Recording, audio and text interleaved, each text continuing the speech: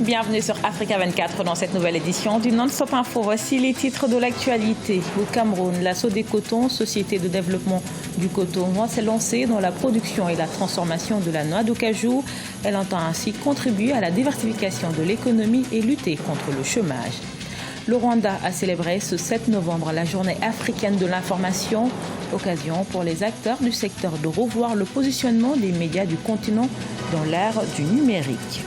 Et puis démarrer le 4 novembre, la 28e édition des journées cinématographiques de Carthage se poursuit en Tunisie.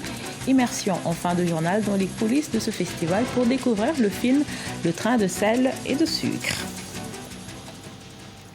Mais tout d'abord, à peine limogé, l'ex-vice-président du Zimbabwe se dit victime de menaces à quitter le pays. Avant son départ, Emmerson Mnangagwa a lancé un avertissement. Il appelle les Zimbabwéens à tourner la page du président Robert Mugabe et annonce son retour prochain pour diriger le parti.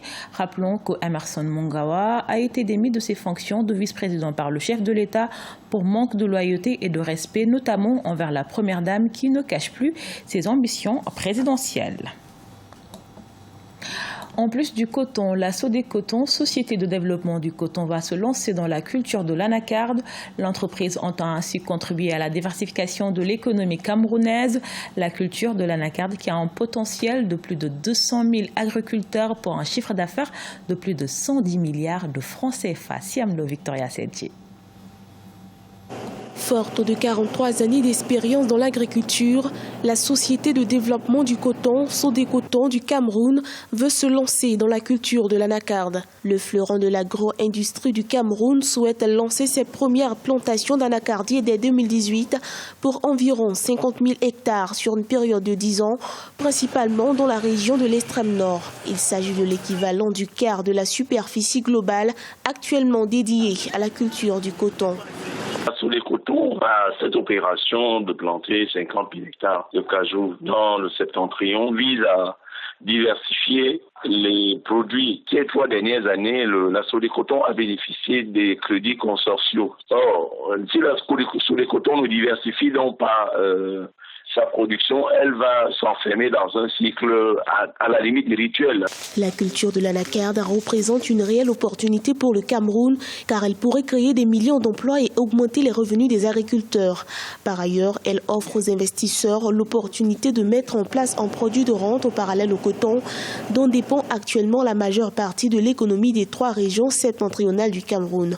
La Sodécoton entend donc s'inspirer des pays comme le Bénin ou encore la Côte d'Ivoire, premier producteur et exportateur mondial d'anacarde qui totalise à elle seule 25% de la production et 40% de l'offre mondiale.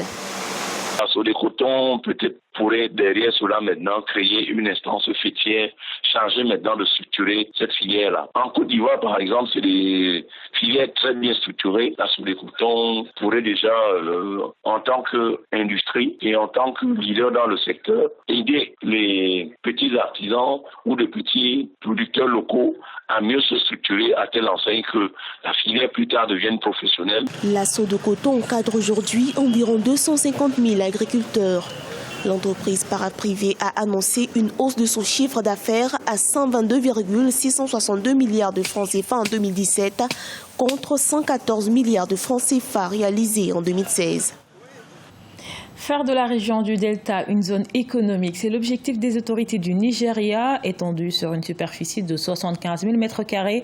La région est constituée de 9 États, zones pétrolières. Cette localité a longtemps souffert de l'insécurité et l'exploitation abusive des industriels du pétrole. Idlet Mirabel Bissou. Les autorités nigérianes veulent accroître les investissements dans la région du Delta.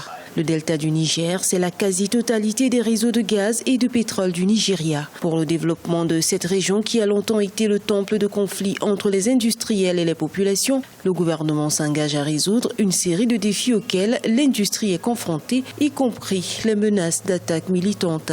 Nous devons entamer le développement. Nous devons également voir s'il existe des moyens potentiels pour pouvoir remettre de l'argent sur la table. Le développement est une chose dont le pays a besoin. La transparence est une bonne chose et nous devons aller en ce sens. Le delta couvre 9 États sur une superficie totale de 75 000 m² et constitue la 3e plus grande zone humide de la Terre. Avec ses 30 millions d'habitants et la richesse de son sous-sol, les populations espèrent que les nouvelles promesses des autorités, notamment développer le pétrole et l'économie dans cette partie du pays, vont être réalisées. L'actif de développement ne pourrait pas souffrir parce que nous traitons un problème de transparence. En ce qui concerne l'actif lui-même, le bloc pétrolier 245 a été attribué aux investisseurs et il y a des plans de développement. Ces plans iront de l'avant sans s'arrêter, car tout ce qui a été mal fait par le passé devra être corrigé. Les attaques dans cette région productrice de l'or noir ont fait chuter la production de pétrole du Nigeria à près d'1 million de barils par jour. Le delta du Niger est une région qui a longtemps souffert des conséquences de la pollution de la production pétrolière et l'insécurité au Nigeria. Avec comme thème positionner les médias africains dans l'ère du numérique, le Rwanda a célébré ce mardi la journée africaine de l'information initiée par les chefs d'État du continent en 1963. Cette édition 2017 au Rwanda est axée sur le développement numérique des médias africains. Reportage de notre correspondant Fratan Dakiaisang. C'est la deuxième fois consécutive que Kigali célèbre la journée africaine de l'information ce 7 novembre 2017 qui coïncide avec le dialogue national des médias au Rwanda. Différents experts, des hommes d'affaires et décideurs politiques de tout le continent sont invités pour discuter des défis auxquels font face les médias africains. Les raisons de cet alignement sont simples. Nous avons voulu, par ce glissement, affirmer notre attachement au développement du continent africain, à son unité et au développement des politiques qui vont dans le sens de la construction de l'Union africaine. Les différentes discussions portaient sur le positionnement des médias africains dans l'ère du numérique.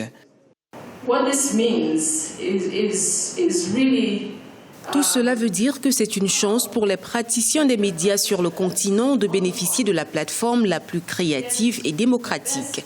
Je suis sûre que vous avez tous commencé à embrasser cette technologie, mais nous devons savoir comment maximiser cette opportunité pour permettre le flux de l'information sur le continent.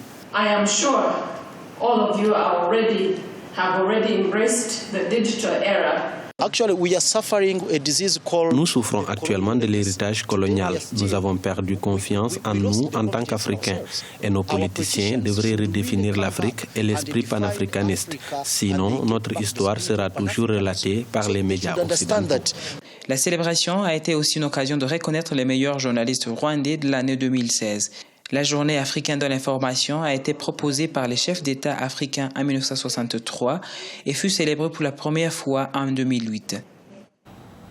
La fête du cinéma africain se poursuit en Tunisie avec la 28e édition des Journées cinématographiques de Carthage. Ce rendez-vous culturel demeure l'un des plus anciennes échéances culturelles du continent africain et du monde arabe.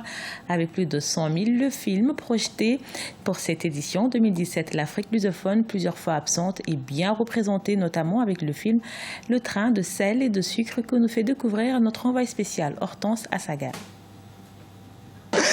Je suis toujours ici à Carthage où se déroule la 28e édition des JCC avec Lucinho Azevedo dont le film vient d'être projeté ici au Colisée. Alors Lucinho, déjà félicitations. Le train de sel et de sucre, pourquoi ce titre, ce film? Merci beaucoup. Le train de sel et de sucre, c'est parce que le train transportait dans le voyage des femmes qui amenaient du sel pour vendre au Malawi, acheter du sucre pour revendre au Mozambique. Parce que Mozambique, il n'avait plus, à l'époque de la guerre, il n'avait plus de sucre. Et aussi, c'est symbolique, c'est une histoire d'amour et mort, le sel et le sucre. Alors, le cinéma lusophone connaît un grand boom, une émergence en ce moment. Quelle est sa particularité? Est-ce qu'on peut le comparer à d'autres cinémas faits sur le continent? Pour moi, je parle plus de cinéma mozambicain. Pour moi, les histoires doivent être histoires vraies, basées dans la réalité toujours. Parce qu'on a une tradition du documentaire au Mozambique. Jusqu'après l'indépendance, l'Institut national du cinéma était la première institution culturelle créée pour le gouvernement. Et comme on option pour les documentaires qui étaient moins chers. Alors j'ai déjà travaillé toute ma vie, j'ai fait plus de 30 documentaires sur toutes les périodes. Et même quand j'ai fait des fictions, là, il y a une histoire, un contexte vrai. Alors ce film est en compétition ici au JCC. Qu'est-ce qu'il faut espérer? On croise les doigts déjà, mais qu'est-ce qu'il faut espérer? Pour moi, le plus important, c'est le public. Le public a réagi très bien. Ils ont beaucoup aimé le film. Merci. On croise les doigts pour vous, en tout cas, et c'est vrai que le public a beaucoup aimé ce film. Le train de sel et de sucre. Magnifique film de Luciano Azevedo. Merci beaucoup et obrigada. Obrigado. Merci à vous. Bonne suite. Je suis toujours ici au JCC pour la 28e édition des Journées cinématographiques de Carthage. À très bientôt. Ce journal a été réalisé par l'ensemble de la rédaction. Nous vous remercions pour votre fidélité. Dans un instant, une nouvelle édition de l'actualité sur Africa 24.